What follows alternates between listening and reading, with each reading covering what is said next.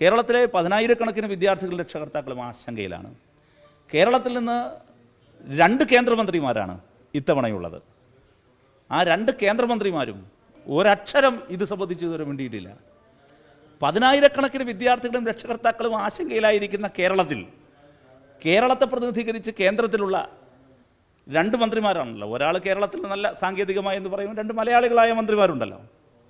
ഒരക്ഷരം വേണ്ടിയിട്ടില്ല. DYFI അവരെ ഓർമ്മപ്പെടുത്തുന്നത് ഹണിമൂൺ പീരീഡ് കഴിഞ്ഞു എന്ന് ആ 2 പേരെയും DYFI ഓർമ്മപ്പെടുത്തുകയാണ്.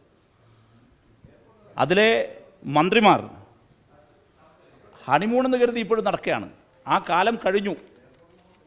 ജനങ്ങളുടെ ഈ പ്രശ്നത്തിൽ മറുപടി പറയാൻ തയ്യാറാകണം. താരപ്രഭയുടെ ദന്തഗോപുരത്തിൽ നിന്നിറങ്ങി ജനങ്ങളുടെ പ്രശ്നങ്ങളിലേക്ക് വരാൻ, അതിനോട് മറുപടി പറയാൻ ജനങ്ങളുടെ റെസ്പോൺസിബിലിറ്റിയുണ്ട് കേന്ദ്രമന്ത്രിക്ക് എന്ന് ഞാൻ വീണ്ടും ഓർമ്മപ്പെടുത്തുകയാണ്. ഈ നിമിഷം വരെ എന്തുകൊണ്ട് മിണ്ടുന്നില്ല? അവരുടെ പ്രയോറിറ്റിയിൽ ഇത് വരുന്നില്ല, അവരുടെ പ്രതികരണങ്ങളിൽ എന്തുകൊണ്ട് ഇത് വരുന്നില്ല? അപ്പോൾ ഈ നിഷേധാത്മക സമീപനം കേരളത്തിലെ നിന്നുള്ള കേന്ദ്രമന്ത്രിമാർ, മലയാളികളായ 2 കേന്ദ്രമന്ത്രിമാരും പിന്തുടരുന്നത് അങ്ങേറ്റത്തെ അലംഭാവമാണ്, നിഷേധാത്മകമായ സമീപനമാണ്.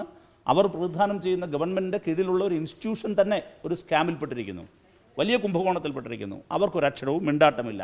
അപ്പോൾ ഇത് അംഗീകരിക്കാൻ കഴിയുന്ന കാര്യമല്ല.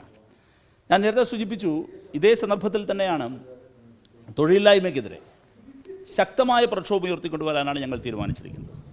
അതിന് ഇടതുപക്ഷ വിദ്യാർത്ഥി യുവജന ഐക്യത്തിന് DYFI നേതൃത്വം കൊടുക്കണം എന്നും കേന്ദ്ര കമ്മിറ്റി തീരുമാനിച്ചിട്ടുണ്ട്. അപ്പോൾ ആ ദിശയിൽ വരും ദിവസങ്ങളിൽ ഞങ്ങൾ തീരുമാനങ്ങളെടുക്കും. വളരെ വിപുലമായ ഒരു ഇടത് യുവജന വിദ്യാർത്ഥി പ്ലാറ്റ്ഫോം രൂപപ്പെടുത്തുകയും അതിലൂടെ ശക്തമായി തൊഴിലില്ലായ്മ സംബന്ധിച്ചുള്ള പ്രശ്നങ്ങൾ, ഇതുപോലെ ഉയർന്നു വരുന്ന പ്രശ്നങ്ങൾ, ഇതിലെല്ലാം വളരെ അഗ്രസീവായി പരമാവധി യുവാക്കളെ അണിനിരത്തിക്കൊണ്ടുള്ള വലിയ പ്രക്ഷോഭങ്ങൾക്ക് DYFI നേതൃത്വം കൊടുക്കും. അനുബന്ധമായ ഒരു കാര്യം കൂടി സൂചിപ്പിക്കാനുള്ളത് മൊബൈൽ താരിഫിൻ്റെ വർധനവാണ്. 15 മുതൽ 25% വരെയാണ് വ്യത്യസ്ത മൊബൈൽ കമ്പനികൾ വർധനമുണ്ടാക്കിയിരിക്കുന്നത്.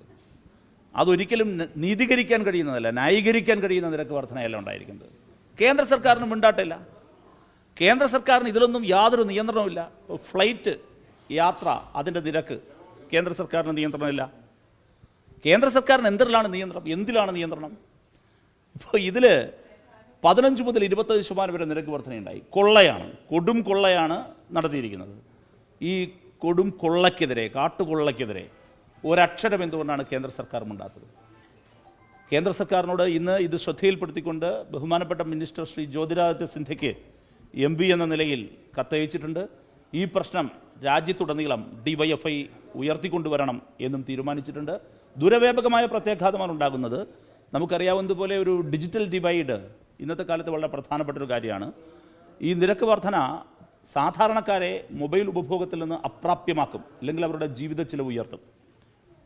ഇന്ന് വിദ്യാർത്ഥികളുടെ ദൈനംദിന വിദ്യാഭ്യാസത്തിൽ, അതോടൊപ്പം തന്നെ മറ്റു ഗവേഷണാനുബന്ധ പ്രവർത്തനങ്ങളിൽ, വ്യാപാരത്തിൽ, അങ്ങനെ ഒരു മനുഷ്യൻ്റെ നിത്യജീവിതത്തിലുടനീളം മൊബൈൽ നിരക്കിന് വലിയ സ്വാധീനം ചെലുത്തുന്നുണ്ട്.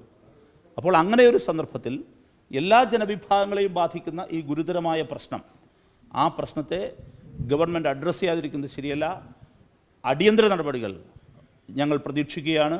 DYFI ഒരു വശത്ത് പ്രക്ഷോഭം ഉയർത്തിക്കൊണ്ടുവരുന്നു, അതേസമയം തന്നെ MP എന്ന നിലയിൽ കേന്ദ്രമന്ത്രിക്ക് ഇന്ന് കത്തയച്ചിട്ടുമുണ്ട്.